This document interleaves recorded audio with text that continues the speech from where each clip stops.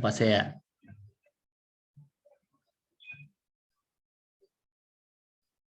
dari tadi baru mulai recording. Saya kurang tahu, Pak. Mohon maaf.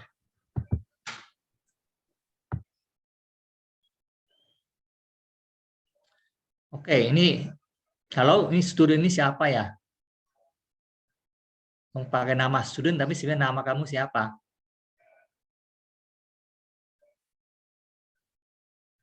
Halo?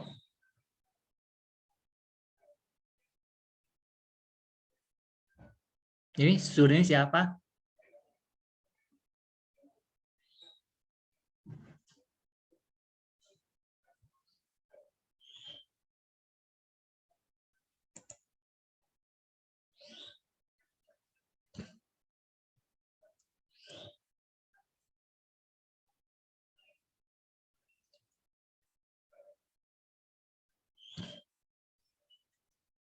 Kalau student ini siapa? Kalau nggak jawab akan saya keluarkan kamu dari sini.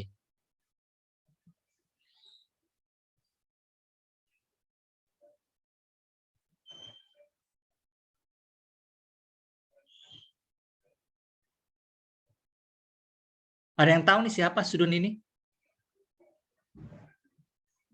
Kurang tahu juga saya, Pak. Saya kurang tahu, Pak. Ini dia tidak mau jawab juga ini, tidak ada reaksi.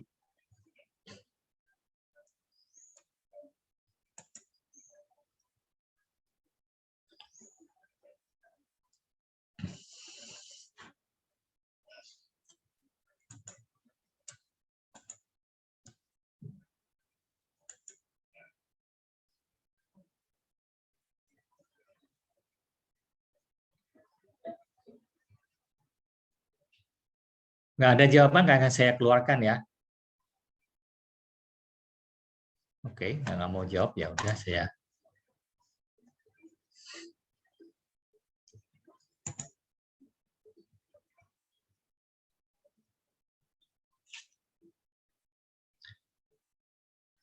Kalau nggak mau di-name juga namanya ke yang saya tahu, saya akan put Anda in waiting room sampai Anda ganti namanya.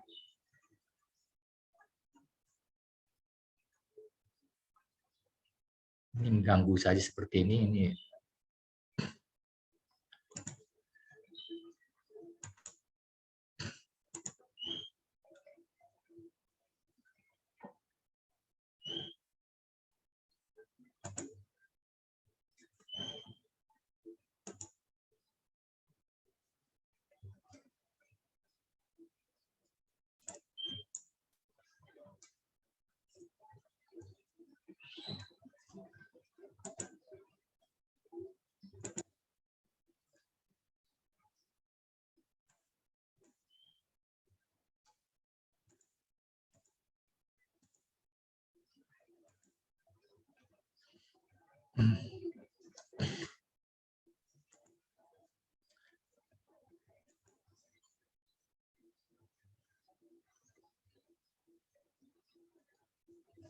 Ada yang tahu, yang enggak. Oke, jadi kalau Anda menerapkan suatu ekspresi lambda, ini kan suatu fungsi pada suatu argumen, ya, n-nya itu dari argumennya, maka kita akan mensubstitusikan n untuk setiap kemunculan x yang free di M. Hasilnya ya ini. Ya. Ingat kemarin kan ini yang kita tulis.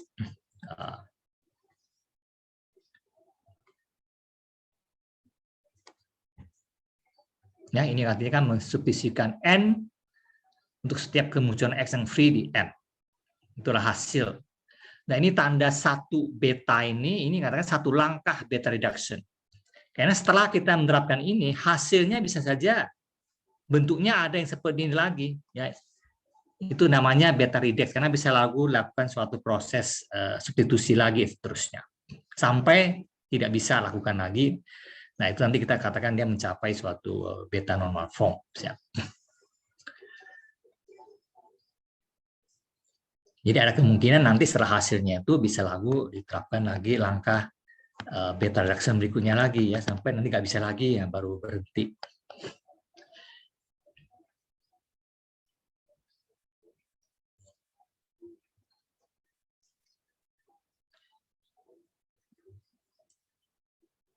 Nah, ini ada istilah kalau kita dari suatu ekspresi, suatu term, melakukan suatu langkah beta reduction menjadi Q, okay?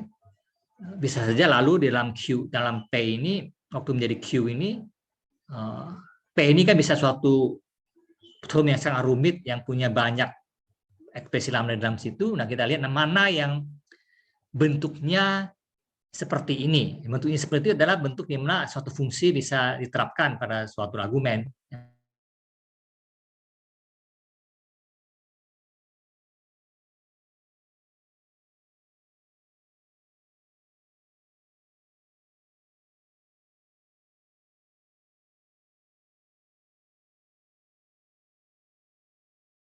Ya, sebagai suatu P, terus ada bagian dari P, R, yang bisa reduksi, lalu si P menjadi Q. Ya. Kita katakan ini sebagai suatu contraction, beta contraction. Sekali lagi ini istilah contraction ya, tadi bisa aja lebih panjang, karena pada umumnya memang lebih pendek, tapi bisa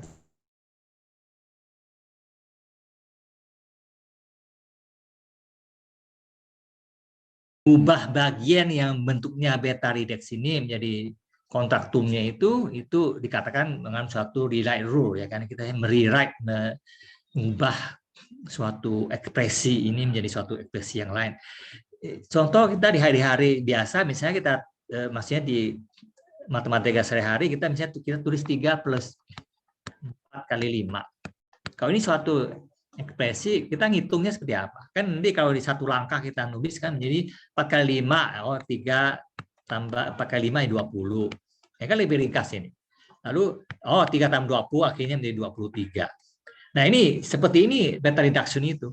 Jadi kita lihat ada bisa diterapkan 4, bukan 3 tambah 4 tapi 4 kali 5 dulu diterapkan. Jadi kali 20. Nah, lalu 3 tambah 20 hasil 23. Jadi ini ada 2 langkah reduction di sini. Ya, sebenarnya itu. Nah, ini keseluruhannya itu kalau mau ditulis seperti ini, di sini P-nya itu adalah 3 plus 4 kali 5, itu adalah umumnya. Terus kan bagian yang direduksi itu adalah 4 kali 5. Itu bagian yang kita reduksi. Hasilnya nanti menjadi 3 tambah 20. Nah, ini suatu beta reconstruction, misalnya kalau boleh lihat seperti itu. Ya, adalah proses pengubahan. Tadi P menjadi Q. Mengapa P jadi Q? Karena bagian R-nya yang direduksi. Ada R-nya yang berbentuk seperti ini, yang bisa direduksi dengan aturan direct rule seperti ini, yaitu kita mensubstitusikan N ke dalam M untuk setiap X yang muncul free di M. Ya, nulisnya kan seperti ini.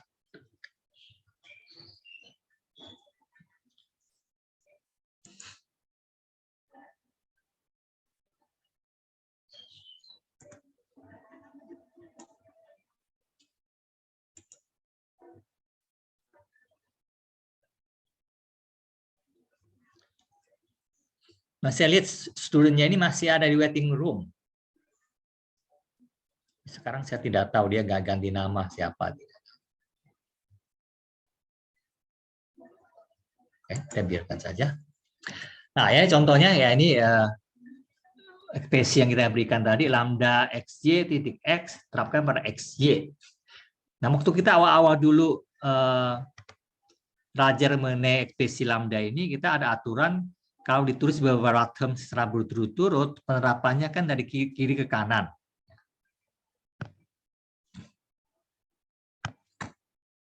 Jadi sini kan sebenarnya ada 3 term ya. Lambda x ya x, sebenarnya ada x sama y. Nah, ini sebenarnya ini kalau mau kasih kurung kan sebenarnya kalau dikurungi lengkap itu mestinya ada kurung antara ini sama ini kan. Jadi kalau dilihat lebih lengkap sebenarnya ini kan kita bisa tulis ini seperti ini. Kurung, ini terapkan pada X kan, ini ada kurung lagi, pada Y, sebenarnya kan seperti itu. Tapi kurung dari kiri ke kanan itu bisa kita buang, karena kita selalu anggap kalau ada suatu term N, diterapkan pada M, pada L, itu kan samanya ekuivalen dengan N terapkan pada M dulu, hasilnya lalu terapkan pada L gitu kan. Itu kan kalau lengkapin kurungnya seperti ini. Tapi kita selalu mengambil arah evaluasi dari kiri ke kanan, jadi kurungnya bisa dibuang. Nah ini kalau Anda mau eksplikan seperti ini, jadi sebenarnya ada 3 term di sini. Nah kalau lihat dari tadi yang lambda beta reduction itu reductio dex. Jadi menjadi beta reduction itu yang ini, karena di sini ada suatu lambda term, lalu pertama terapkan pada X. Jadi ini yang menjadi beta redux yang pertama.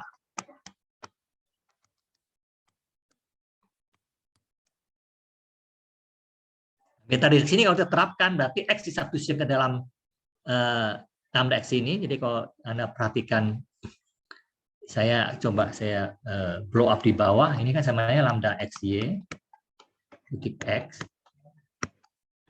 terapkan pada X. Nah tadi kan ini sama dengan artinya apa? Sama dengan mensubstitusikan X ke dalam ini. Ini kan kalau ditulis ini kan sebenarnya lambda X titik lambda Y X kan ini kan seperti ini kan kalau dibilang ke kurungnya itu yang di depan sini diterapkan X. Nah ini sama dengan mensubstitusikan X ke dalam X juga ya, ini X kebetulan ini juga X yang di luar sini. Nah ini kemarin supaya tidak menyebabkan kebingungan, sebenarnya kan bisa kita ganti variabel lokalnya, ya kan. Jadi saya mensubstitusikan sekarang ini, kita tulis dulu ya, saya lakukan alpha conversion dulu supaya ini nggak bingung ini. Yang ini saya bisa ganti dengan Z. Z. Sama kan yaitu ya. Jadi ini tadi bound variable X itu bisa saya konversi, alpha konversi jadi Z. Nah, ini kan lokal ini.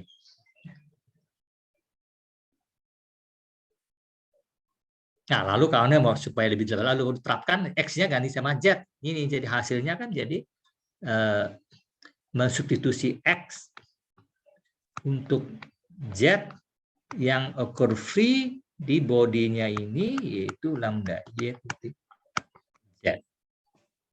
Ya, mensubstitusikan Z ke dalam ini kan M-nya ini ya.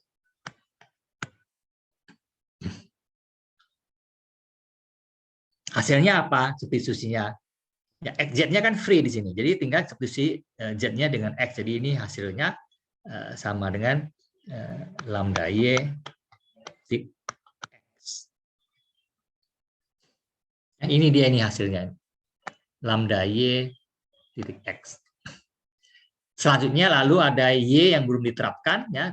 Ini bentuknya beta redux lagi ya. Jadi ini beta redux pertama, ini ketemu lagi beta redux kedua, di mana ada lambda term terapkan pada sesuatu. Ya, setiap kali kita ketemu beta redux, kita bisa melakukan beta reduction. Satu langkah lagi ini. Jadi dalam bodinya si lambda Y yang free di Y, tapi kan di dalam bodinya si Y itu nggak ada Y. Jadi tetap saja X sendiri. Ya. Karena dalam bodinya si lambda Y ini tidak ada Y yang free, adanya cuma X ya hasilnya. Jadi hasil terakhirnya Nah ini sudah bukan merupakan beta reduction lagi, udah stop, nggak bisa terus lagi. Jadi kita bisa mengatakan ini term awal saya ini, waktu saya melakukan reduksi terhadap bagian ini, nanti saya kerjakan di bawah, hasilnya kan jadi lambda Y ini.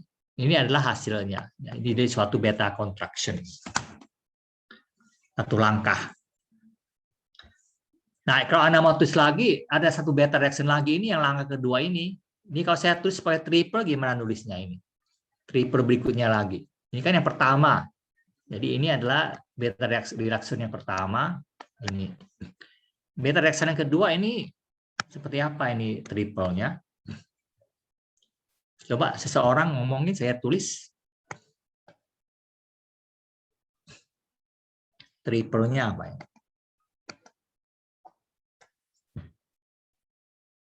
Yang beta reduction kedua.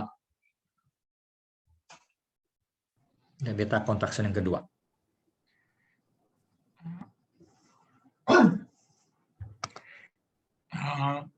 Lambda Y titik X. Ini sama kayak yang kiri sama. Jadi ini adalah lambda Y titik X. Pokoknya sama seperti itu. Iya. Itu ya.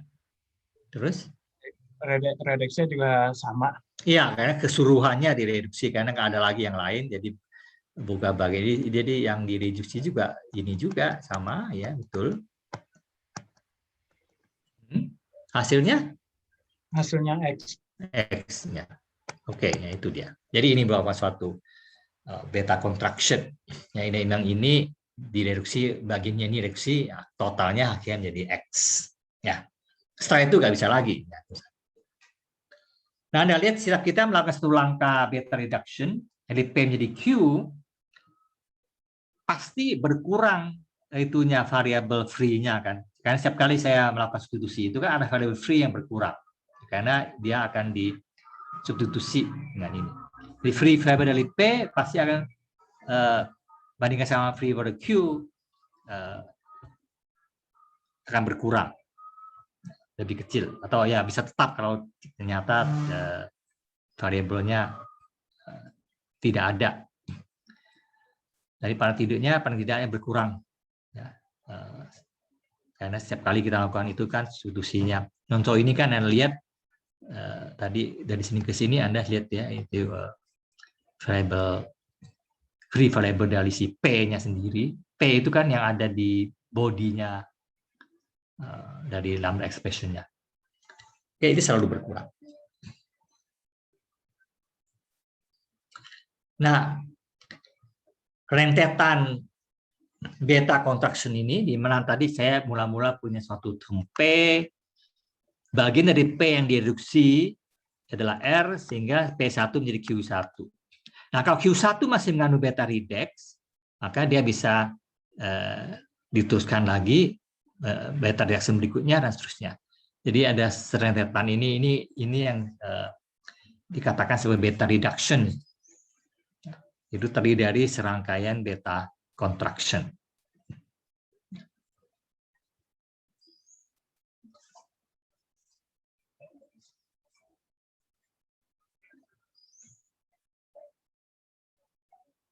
Nah, kita tadi ada tanda satu di depan sini itu kan satu beta ini satu langkah reduksi. Nah, kalau kita mau tulisnya secara lebih umum, saya bisa mengatakan dari awalnya apa, akhirnya apa. Pokoknya ada satu atau lebih langkah beta, kita nggak pakai angka, langsung betanya saja, ya, misalnya. Jadi bisa saja ini saya tulis secara lebih singkat, mengatakan oke, awalnya saya punya lambda xy titik x terapkan pada x sama y, x sama y ya. Lalu ada beta reduction, saya cuma betanya saja, nggak ambil ke angka, berarti bila satu lebih langkah, akhirnya menghasilkan X, misalnya seperti itu. Jadi ini ringkas menuliskan bahwa beta terjadi beta reduction dari P ke Q, atau katakan P itu beta reduces to Q.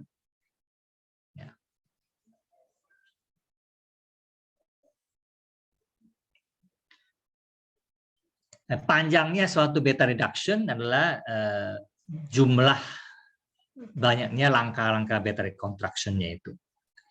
Nah, ini perhatikan nih, bisa terjadi tak berhingga. Jadi nanti kita lihat ya, ada kasus di mana saya bisa melakukan beta reduction nggak habis-habis. Nggak pernah mencapai bentuk yang tidak ada beta reduction-nya.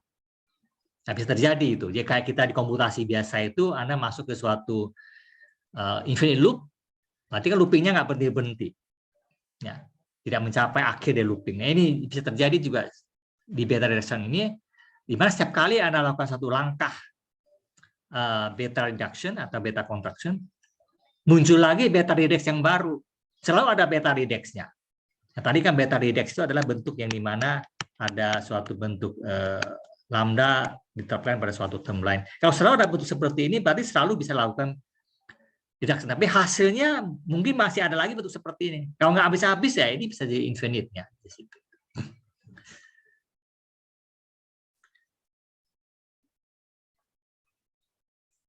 Nah, reduction dengan maximal length itu adalah ya reduction yang kita teruskan sampai selama masih ada redact kita teruskan sampai dia nggak ada lagi, itu katakan maximal length. Ya, kalau maximal length-nya berhingga ya itu saja itu dikatakan data reduction yang berhingga. Ya.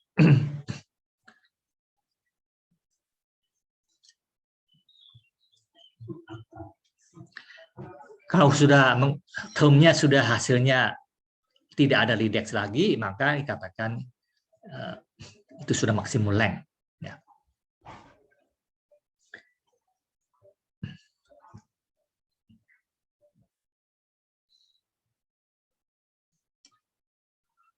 Nah, seperti saya singgung tadi bahwa kemungkinan waktu kita melakukan suatu langkah reduction tadi itu bisa terjadi hasilnya lebih panjang dari sebelumnya. Karena variable free-nya itu banyak, waktu kita masukin term baru, hasilnya bisa hasil substitusinya bisa tambah panjang. Jadi bisa terjadi seperti itu. Dan itu dikatakan beta expansion.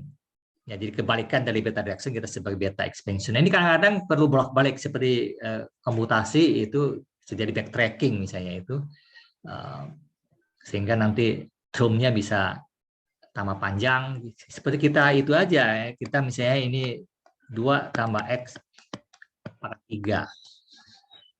Kalau Anda mau diekspansi dulu, misalnya saya tahu X-nya, kan Anda bisa tahu ini menjadi tambah panjang kalau diekspansi, kan ini menjadi apa? Ada yang tahu hasilnya seperti apa nih kalau diekspansi? Pada 3 dengan 8 tambah berapa?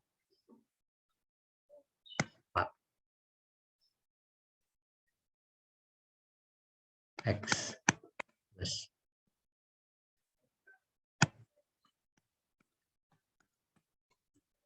ya kan kalau ekspansi ini kan tambah panjang, bisa seperti itu ekspresinya. Setelah itu lalu hitung lagi X-nya berapa, bisa lalu akhirnya diserahkan jadi tinggal sebuah yang lebih pendek kalau X-nya tertentu ya bisa nilainya. Jadi ini sini tangkap konsep beta expansion ini kebalikan dari reduction.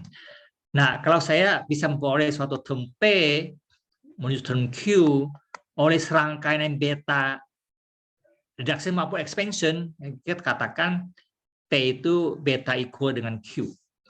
Jadi Q bisa diperoleh P lewat serangkaian beta reduction ataupun beta expansion. Ya, itu reverse-nya bisa bolak-balik ya, menghasilkan Q. Itu katakan beta equal.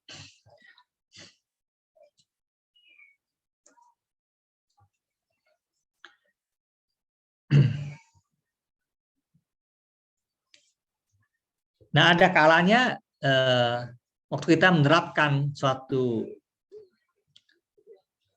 proses beta, ya, proses beta ini bisa tadi expansion maupun reduction, kembali lagi ke semula. Ya, jadi hasilnya itu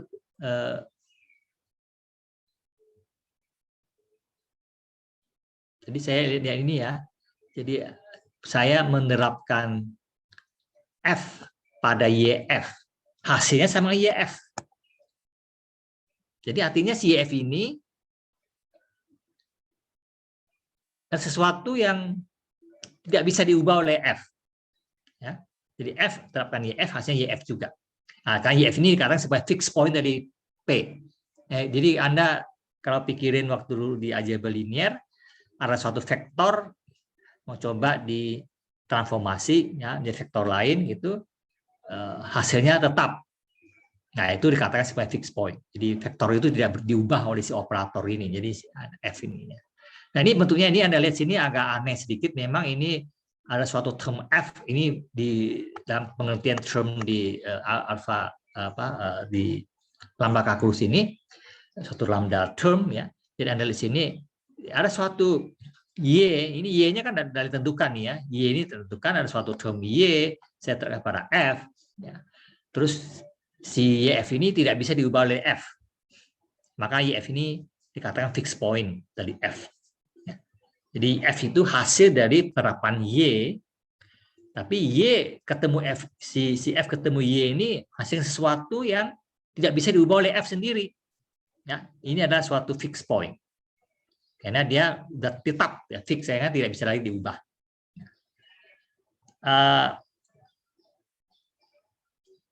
Kalau dulu ada konsep mirip-mirip ini aja berlinear, di mana Anda punya satu vektor, terapkan suatu operator, hasilnya itu vektor itu sendiri, arahnya tetap, tapi mungkin panjangnya berubah.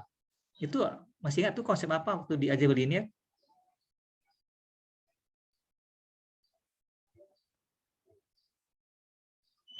Operatornya bisa berupa suatu matriks M misalkan, Anda terapkan pada satu vektor X, hasilnya X juga. Ada pernah lihat ini seperti ini? Eigen, Pak. Ya, eigenvektor betul. Yang dimana ini di sini eigenvalue-nya adalah 1, tapi secara umum kan bisa aja eigenvalue-nya alfa.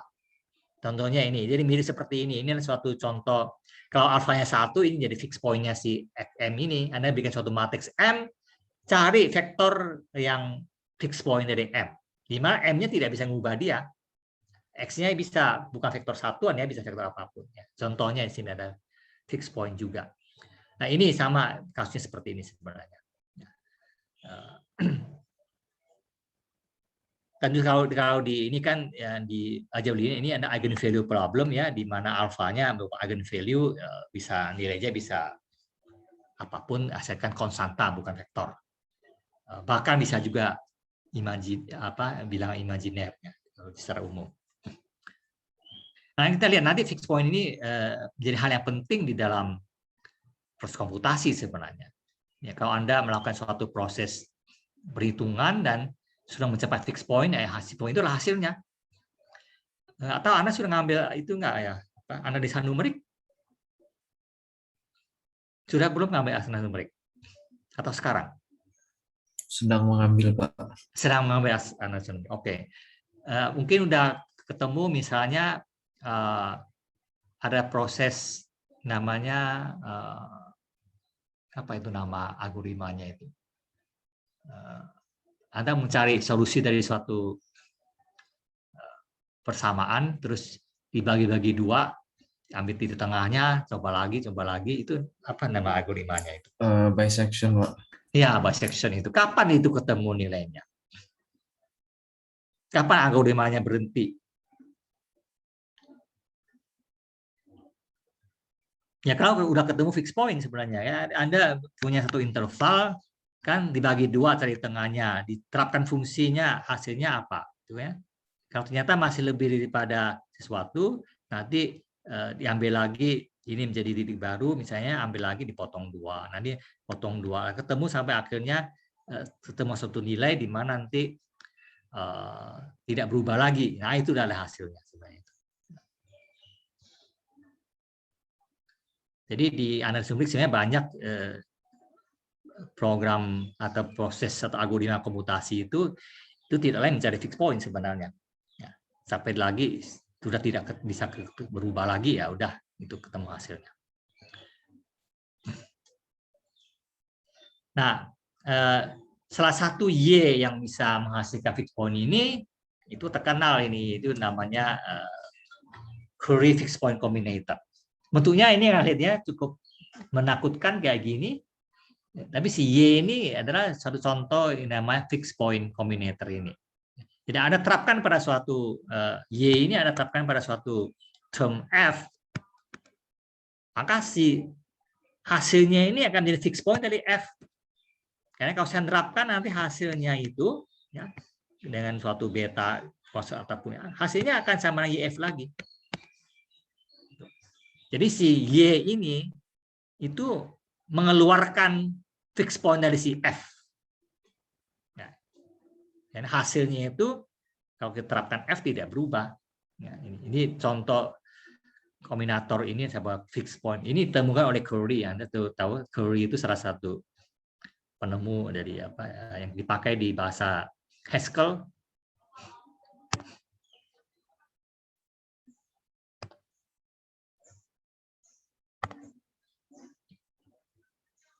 Nah, untuk nanti mencoba melihat bahwa F ini memang benar-benar menghasilkan fixed point, tapi bisa terapkan tadi beta reduction. Ini ada lagi yang keluar masuk ke siapa ini?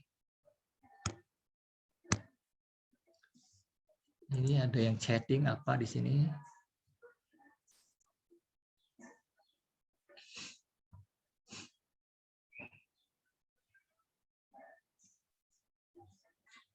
Oke.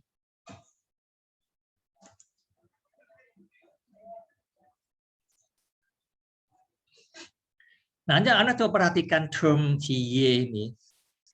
Ya, ini disebut query fixed point combinator. Ini combinator adalah suatu lambda term yang closed, yaitu lambda term yang tidak mengandung variable free. No variable occurs free. Ini semua variabelnya ini terikat. Ya, paling awal sini ini kan ada lambda x.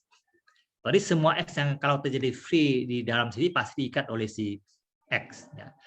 Yang sini misalnya y-nya kan bound oleh y, x-nya ini free. X ini ada di bawah kekuasaannya x, jadi dia bound juga oleh x yang ini. Ya, term yang sini juga ini ada y, y-nya kan di bound oleh ini. X-nya free, tapi x-nya di bound oleh yang ini. Jadi di sini nggak ada variabel yang free. Ya, ini maka ini disebut suatu kombinator. Jadi term di lambda kalkulus yang tidak mengandung free variabel itu dikatakan sebagai kombinator.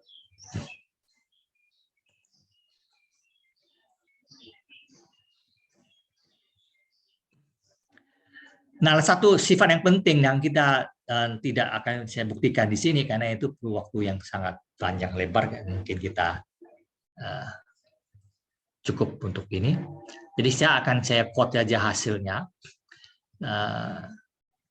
Anda bisa cari ke buku lambda kalkulus, ini bisa cukup panjang buktinya. Tapi yang penting pengertiannya adalah seperti ini. Jadi saya kalau mulai dari suatu lambda term M, ya bisa ada si M ini kan bisa mengandung beta reduksi di dalamnya yang beda. Kalau saya mengambil beta reduksi yang beda, saya reduksi, hasilnya bisa beda. Jadi misalnya M reduksi jadi P. Ada bagian M yang kita reduksi jadi P. Lalu M itu mungkin ada beberapa tadi mengandung beberapa bagian reduksi yang kita pilih yang beda, nah hasilnya bisa Q yang berbeda. Jadi kalau asalnya di satu M, kemudian mereka terjadi percabangan, artinya direduksi menjadi dua term yang berbeda dengan Q, maka Church-Rose theorem ini mengatakan akhirnya kalau diteruskan hasilnya akan sama nanti, maksudnya suatu term P, di mana hasil dari T ini bukan hasil P dan Q. Jadi artinya kalau saya berangkat dari suatu ekspresi atau suatu term M, terus saya melakukan berbagai proses beta reduction, maka saya bisa menemukan satu bentuk akhir yang sama, unik. Oke. Ini sama seperti kita sehari-hari. Misalnya saya kasih Anda ekspresi gitu kan ya, 3 tambah 7 kurang 5. Mungkin sini kurang 1. Hasilnya apa? Lalu kan di sini Anda, kalau kita lihat di sifatnya operator per sini, ini kan sama aja saya 3/7 dulu kan ya. Ini. Jadi 3/7 dulu, pas 10, kemudian kan ini min 5, min 1. Ya. Lalu kita lakukan ini 10 kurang 5, dan 5, akhirnya 5 kurang 1, akhirnya dapatkan 4. Oke. Nah, kalau Anda lakukan proses yang berbeda ini, bahwa ini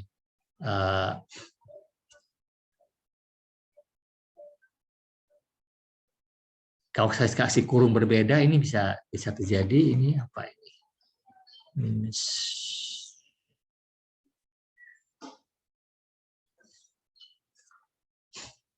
Ini contohnya disederhanakan dulu ini. Kasih plusnya dulu ini. Semua plus dulu. Ini plus dulu ini 3 plus 3 70, 10 tambah 5 ini kan menjadi 15 tambah 1 akhirnya oke 16. Ini gampangnya dulu. Gini. Nah, ini bisa juga terjadi saya melakukannya dari belakang ke depan. Jadi ini 3 plus 7 plus 5 tambah 1 dulu jadi 6. Oke. Terus ini 3 tambah 7 tambah 6 dulu. Ini jadi 13. Akhirnya 3 tambah 13 menghasilkan 16.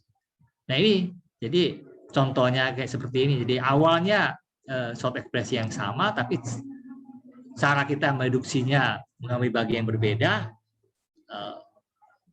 jaminnya hasilnya mestinya sama, unik gitu. Kalau enggak kan jadi komputasi itu jadi nggak fix, jadi hasil nggak unik kan jadi membingungkan. Kita maunya apapun jalur evaluasi dilakukan, hasilnya mesti unik. Jadi sebenarnya inti dari Sutro-Sutro Theorem itu mengatakan demikian. Jadi dalam sehari-hariannya kita menggunakan komputer, bisa saja menggunakan algoritma yang berbeda, tapi hasil akhirnya sama. Contohnya Anda belajar di SDA itu ada banyak algoritma sorting kan. Saya berikan Anda data tertentu, Anda mau pakai sort, pakai quick sort, atau pakai merge sort, atau pakai share sort, maka Anda hasilnya sama. Nah, tapi prosesnya kan beda. Ada yang jalannya lebih panjang, ada yang jalan lebih pendek. Jadi seperti ini gini. Jadi apapun jalur komputasinya, hasilnya harusnya sama. Ya. Nah, ini dijamin. Jadi kalau di beta reduction itu menjamin bahwa yang kita lakukan tadi pakai beta reduction itu dengan definisi yang kita lihat tadi itu menjamin bahwa hasil komputasi itu unik. Apapun urutan yang kita jalankan. Tadi kan mengatakan ini mulai dari suatu ekspresi P, ya terus nanti diambilnya yang bagian yang mana, misalnya itu yang di R-nya akhirnya menjadi Q. Nah, R-nya ini kan bisa macam-macam di P. Nah, ini menyambung bahwa apapun R yang kita pilih, kalau ternyata hasil akhirnya memang ada, pasti unik. Gitu. Oke, jadi ini penting bahwa hasil komputasi itu unik. Apapun proses yang kita pilih, jalurnya bisa jalannya. Jalan yang berbeda menuju ke hasil akhir yang sama. Jadi intinya seperti itu. Jadi kita bisa melakukan dua proses beta reaksi yang berbeda, tapi ujung-ujungnya akan menghasilkan yang satu menjadi P, yang satu menjadi Q, tapi nanti ujung-ujungnya P sama Q akan menghasilkan term yang sama. Itu.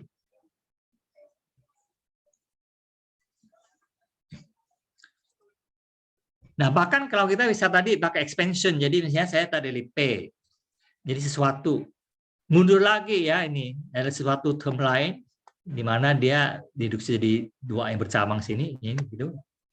Nah, dalam hal ini Anda lihat kalau dari P bisa reduksi atau ekspansi menjadi Q, ya artinya tadi ya P itu bisa lakukan oleh sejumlah beta expansion maupun reduction menjadi Q. Nah, jadi artinya saya pakai equal sini artinya dari P ke Q itu kadang-kadang dari P ke Q direduksi dulu, mundur, ekspansi, reduksi lagi, ekspansi, reduksi lagi, ini Q.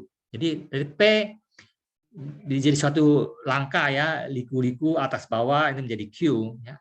Maka menggunakan Chern-Simons yang tadi itu kita gambar bentuknya kayak tadi seperti ini, yang bentuk diamond ini. Pasti bahwa akhirnya si P dan Q ini bisa reduksi ke nilai yang sama lagi ini T. Jadi P bisa menuju ke T, si Q juga menuju ke T. Ya. Karena lalu kita bisa menerapkan kan kalau selama satu titik ini menjadi dua ini, tadi si Sutro yang tadi bisa menjamin bahwa akan ada satu titik temunya. Kalau tadi si ini berubah jadi dua, pasti ada titik temunya. Nah, titik temu ini hasil dari ekspansi yang ini. Berarti kedua ini juga ada titik temunya. Nah, inilah hasil dari akhirnya seperti itu. Ya.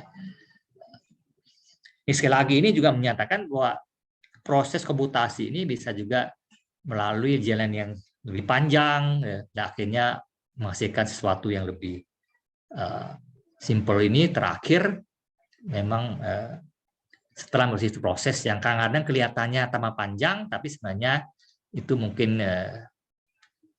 langkah penyederhanaan yang diperlukan.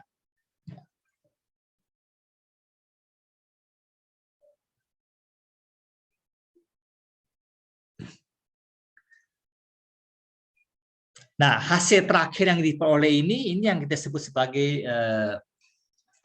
beta. Jadi normal itu yang udah nggak bisa diteruskan lagi beta redex. Jadi beta normal form adalah suatu term yang tidak mengandung beta redex, yang nggak ada beta redexnya lagi, nggak bisa lagi diterapkan beta reduction.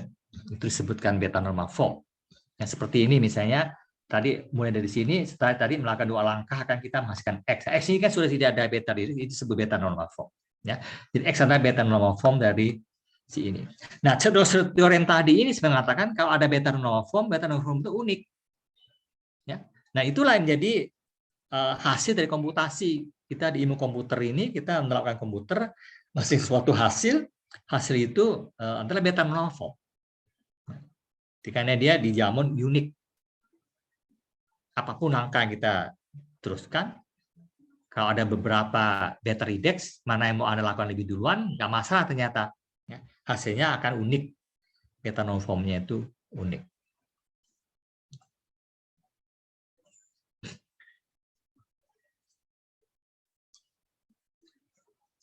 Nah, tadi masih ingat beta reduction tadi itu bisa infinite.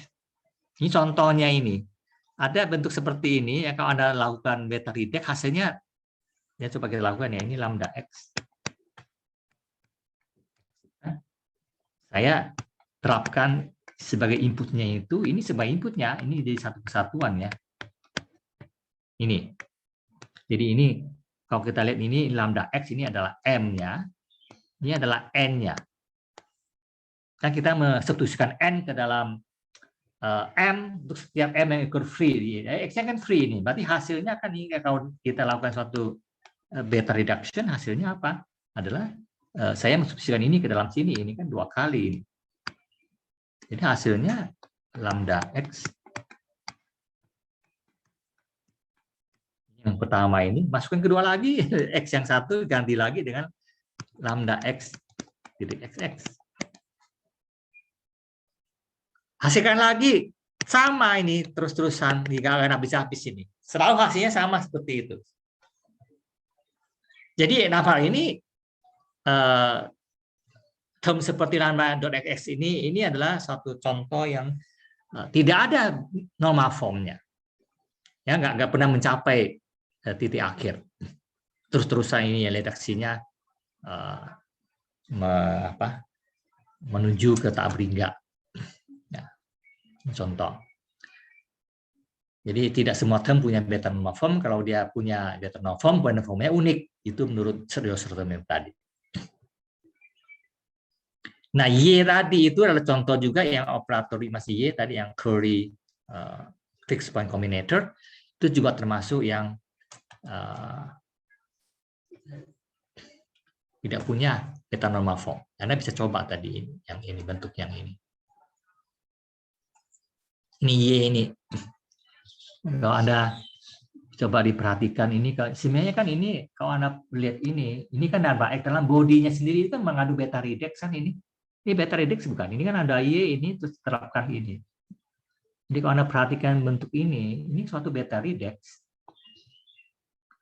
Ini kan lambda term, kemudian diterapkan pada lambda term ini. Nah ini kalau Anda teruskan itu bentuknya enggak, malah kata tambah panjang. Ya. Itu tidak menuju ke suatu form ya.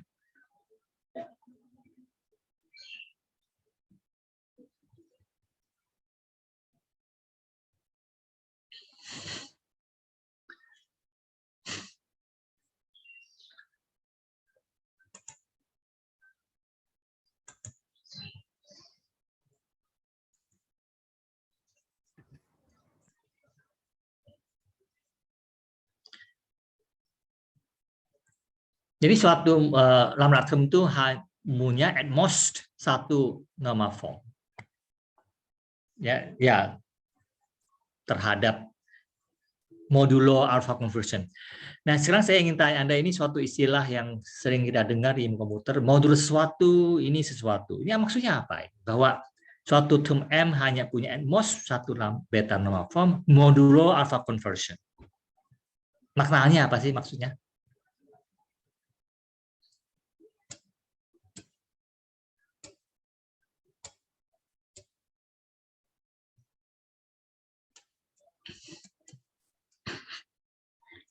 Ini kata modulo kan kita sering dengar, oh ya, kita udah tahu misalnya berapa 5 modulo 3 gitu. Ya, nggak tahu ini nilainya 2 misalnya ini.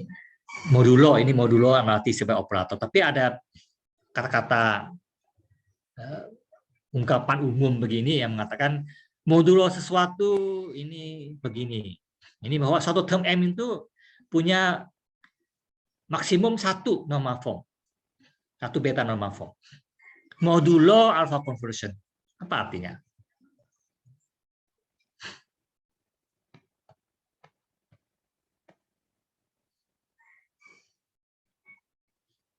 Ada yang coba menjawab di sini?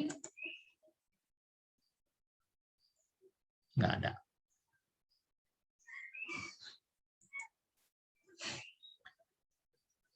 Coba seseorang jawab nih, apa maksudnya modulo di sini? Atau di sini maknanya Anda paham nggak ini? Lema ini ngomongin apa?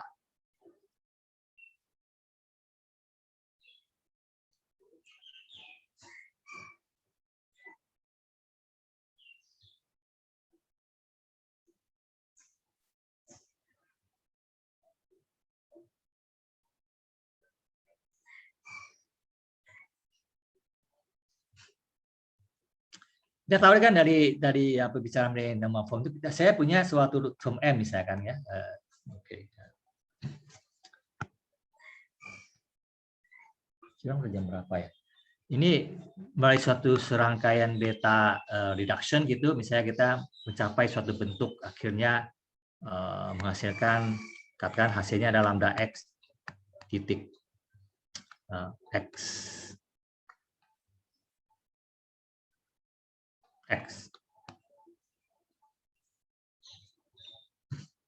Ini ada beta reduksinya nggak ini?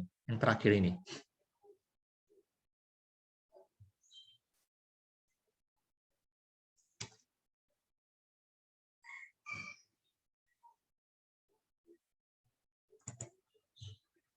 Coba seseorang jawab, ini ada beta reduksinya nggak? Abdurrahman? Atau Brian tadi mau jawab? Nggak ada, Pak. Nggak ada. Berarti ini sudah beta normal form ya, setuju nggak? Iya. Ya, ini sudah suatu beta normal form.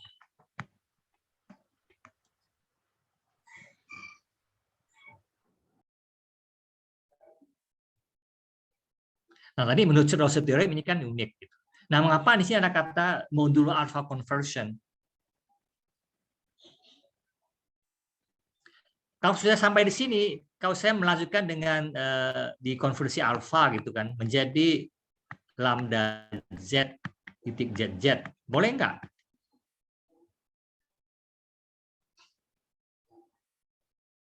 Berubah nggak ini maksudnya? Secara makna komputasi. Ini kan sama saja kan, ini x-nya kan ini variabel lokal, ini apa dummy. Saya ganti z kan dengan alpha conversion, atau saya tidak puas, saya ganti saja dengan pakai w, lambda w. Ya sama saja itu. Ya. Jadi uniknya itu dalam arti terhadap alpha conversion. Jadi kalau kita sudah tidak berperhitungan alpha conversion, ya dia itu unik. Tapi kalau kita lakukan alpha conversion ya tidak masalah, masih tetap saja dianggap unik gitu maksudnya. Jadi modulonya itu seperti itu. Jadi terhadap ini. Seperti ini kan 5 mod 3 adalah 2. 7 mod 3, 5 mod 3 adalah 2. 8 mod 3 juga 2 ya. Itu enggak?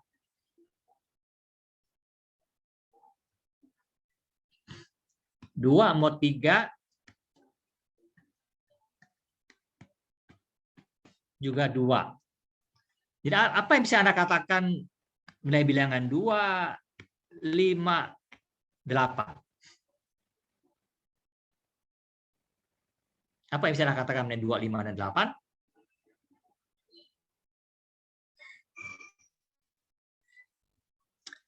Agnes?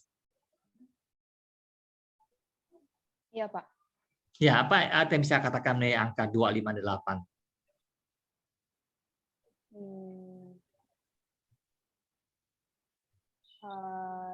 2, 5, 8. Nah, kalau misalnya 2 dimodulo 5 dimodulo 2. Ini barusan saya cerita ini mod 3, 5 mod 3, 2, 8 mod 3, 2, 2 mod 3 juga 2. Apa yang bisa katakan mengenai 2, 5, dan 8? Berarti kalau 2 sama 8 dimodulo 3 hasilnya sama. Berarti 2 sama 8 itu memenuhi NF uniqueness lemma.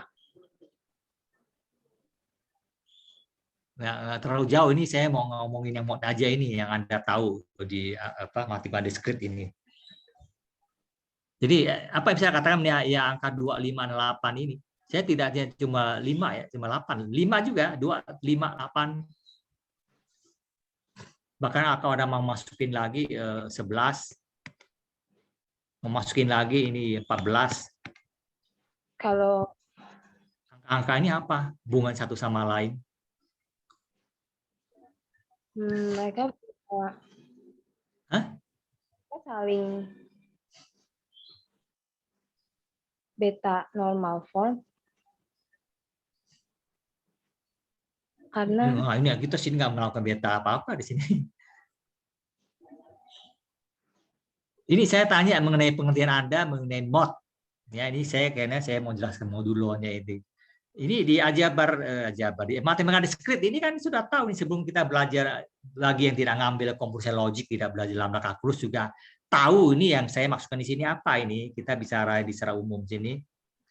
Orang sebagai orang komputer Anda tahu kan 2 mod 3 2, 8 mod 3 juga 2, 5 mod 3 juga 2, 11 mod 3 juga berapa? 2. 14 mod 3? 14 mod 3. 2 juga. 2 juga. Jadi apa yang Anda katakan nih bilangan 2, 5, 8, 11, 14 ini? Mereka punya hasil modulo dengan 3 yang sama. Jadi mereka masuk ke dalam satu grup yang sama. Kalau misalnya grupnya itu nah, kita katakan kan 2, 5, 8, 11, 14 itu kongruen satu sama lain. Ya kan? Kongruen terhadap apa? Terhadap mod 3. Jadi 2 sama 5 itu sebenarnya tidak sama. Di kalau mod 3 mereka sama. Ya, 2, 5, 8, 11 itu bilangan berbeda semua, tidak sama satu sama lain. Tapi mereka kalau di mod 3 itu sama. Jadi kita katakan 2, 5, 8, 11 itu sama modulo 3. Lambda ZZ sama lambda XX sama tidak? Beda. Tapi kalau modulo alfa sama. Jadi terhadap operasi kalau di mod dengan alfa, di konversi alfa mereka sama. 2 sama 5 itu beda, tapi kalau di mod 3 itu sama. Jadi istilah di modulo itu bahwa sesuatu itu yang tadinya beda dianggap sama terhadap operasi tersebut. Jadi beta normal itu kalau dilihat bisa beda-beda, tapi bisa dianggap sama terhadap modulo alfa. Ya, jadi gitu maksudnya ya. Jadi itu artinya bukan hanya cuma satu beta normal itu, bisa banyak. Tapi meskipun beda-beda, tapi mereka menjadi sama kalau dilihat dari operasi modulo alpha conversion, terhadap alpha conversion. Jadi istilah modulo itu sering lalu di konteksnya di expand, dibuat umum di sehari-hari kita ngomong ini ya. Jadi modulo terhadap ini sebenarnya itu sama. Jadi seperti ini, modulo terhadap 3 di dunia mod 3, 2 sama 5 itu sama. 8 sama 5 juga sama-sama 2. Karena kalau di mod 3 kan dikenalnya cuma 01 sama 2. Dan mod 3 kan cuma 01 sama 2. Oke ya. Jadi itu maksudnya itu. Jadi tolong dipahami ininya. Jadi maksudnya saya mengajak Anda untuk memahami pernyataan teorema seperti ini. Itu sering kali muncul di ilmu komputer. Maka ini sebenarnya sama ini modulo ini. Jadi samanya itu bisa beda tapi dianggap sama terhadap suatu proses. Seperti ini ya. Jadi 5 ada 8 sama enggak? Sama, modulo 3. Jadi kalau modulo 4 jadi beda. Jadi modulo alpha conversion artinya suatu lambda term bisa dikonversi secara lambda ke lambda term yang lain dan sama. Ya, contohnya lambda JZ tambah lambda XX itu sama modulo alpha.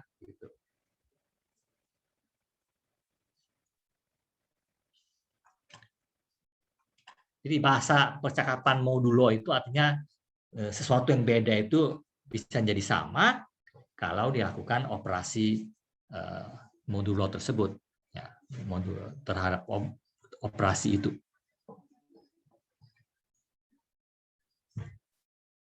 Ini waktunya sudah habis kayaknya ya. Udah jam berapa ini? Udah lewat. Saya udah kehilangan nggak lihat jam. Ya, sebentar lagi dulu. Oke, sama sini ada pertanyaan. Jadi tolong diikuti, disimak. Ini banyak istilah-istilah yang memang belajar beginian ini Anda harus paham betul konsep istilah ini supaya tidak bingung. Karena itu kan sebenarnya bahasa matematik itu bahasa juga, tapi sangat ringkas. Anda tahu maknanya apa. Jadi dari satu term lambda bisa kita reduksi menjadi term lambda yang lain.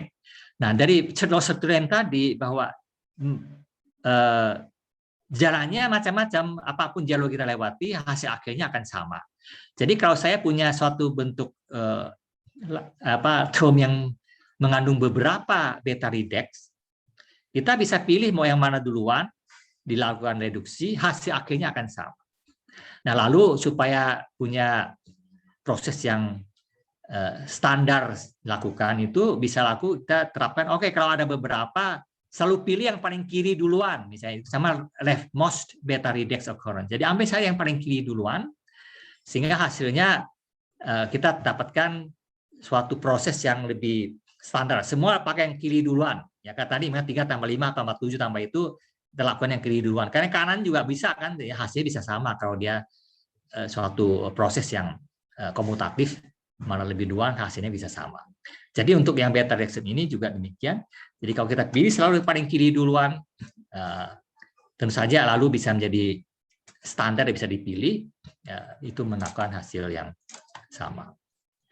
Jadi kita pada umumnya lakukan dari kiri ke kanan. Jadi sebenarnya model manapun bisa saja. Nah, nanti ini menjadi suatu standar bahwa tadi kan di saja Anda dikatakan suatu beta term yang panjang mengandung beberapa mengandung suatu term yang panjang yang mengandung beberapa beta redex. Kalau kita pilih yang mana duluan, hasilnya kan akan unik menurut seterusur kalau ada hasilnya. Ya, kalau dia infinite, tentu saja ya tidak menemukan beta normal form. Ya jalan apa yang Anda tempuh, ya kita nggak tahu sampai kemana Anda berakhir. Tentu saja pasti juga akan menemui infinite itu. Nah, kalau saya sudah menerapkan leftmost ternyata menemukan hasil, ya sudah pasti dia akan memberikan hasil seperti diinginkan. Tapi kalau saya tidak melakukan black mouse, dan ternyata dia terjadi infinite, apakah lalu pasti infinite? Ya. Nah, ini definisi ini membantu kita untuk menjawab teorema ini. Di suatu term M mempunyai suatu beta normal form, ya, dan ini seringkali disingkat jadi M bintang B. Jadi ini ya subscriptnya bintang beta sini artinya normal form dari si M, ya, BNF beta normal form. Jika lab mouse reduction M itu finite dan berakhir dengan ini. Ya. Jadi kalau saya melakukan lab mouse reduction, artinya supaya gampang ya selalu pakai yang paling kiri saja yang lakukan lab mouse dan dia menghasilkan suatu yang berhingga, ya pasti itulah ketemu. Jadi nggak perlu coba-coba yang lain, ya.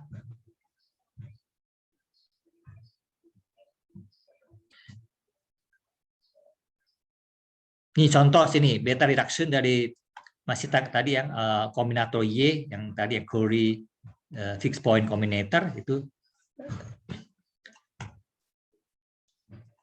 Kalau kita lakukan beta reduction yang paling kiri yang ada di situ, Anda coba pasti tidak ada beta normal formnya. Nah, berarti udah pasti ada. Oke, mungkin karena saya pakainya yang lab mouse terus nggak ketemu. Mungkin kalau saya pakai yang right mouse atau yang lain ketemu, enggak. Jadi kalau right mouse-nya udah ketemu berarti sudah tidak ada.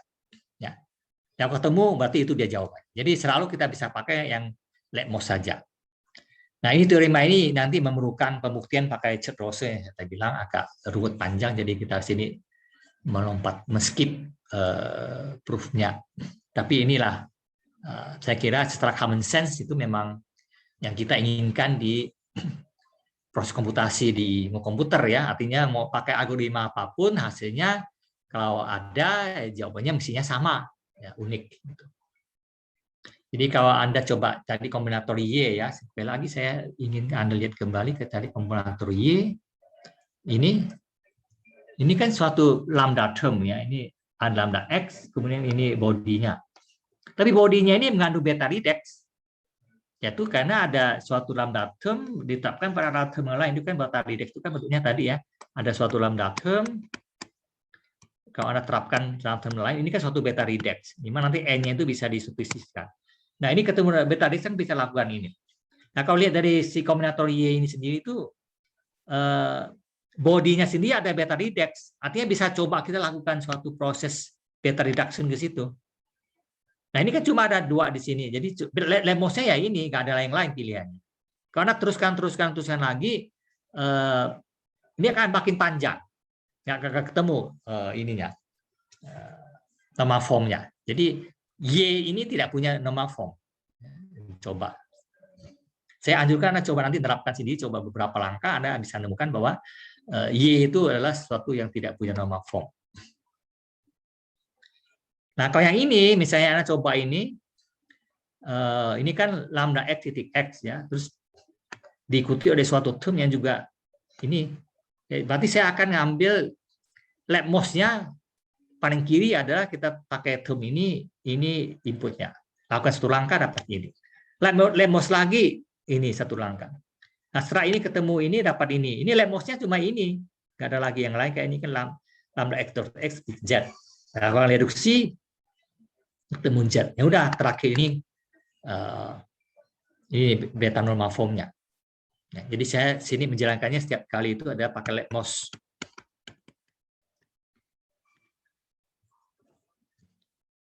Ini Anda bisa beberapa pilihan, ya. Anda bisa coba yang right mouse dulu atau yang tengah, ya hasilnya bisa lebih panjang jalannya. Hasilnya sih akan sama.